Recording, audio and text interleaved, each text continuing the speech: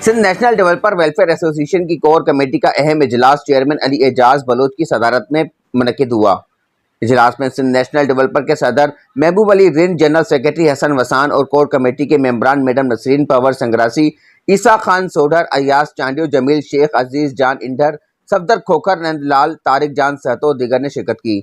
इजलास से खिताब करते हुए सिंध नेशनल डेवलपर्स के चेयरमैन अली एजाज बलोच ने कहा कि सिंध में बेरोजगारी बहुत है और सिंध की अवाम के माशी हालात के लिए बड़े इकदाम उठाने होंगे। उन्होंने कहा कि सिंध के अवाम की माशी हालात सुधारने के लिए कोशिश हैं।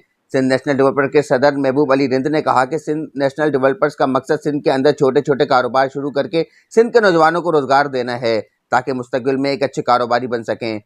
सिंध नेशनल डेवलपर्स के जनरल सेक्रेटरी हसन वसान ने इजलास में किए गए अहम फैसलों से आगाह करते हुए कहा कि सिंध नेशनल डेवलपर 17 अगस्त को जनरल मेंबर्स का इजलास मुनक्किद करेगी, जिसमें तंजीम साजी और आइंदा का लाएमल तय किया जाएगा। इस मौके पर तंजीम की हेड ऑफिस कायम करने का भी मुत्तफिका फैसला किया गया। इस मौके पर शुरा को हिदायत की गई कि सिंध भर में शजरकारी मुहिम करके सायादार दरख्त लगाए।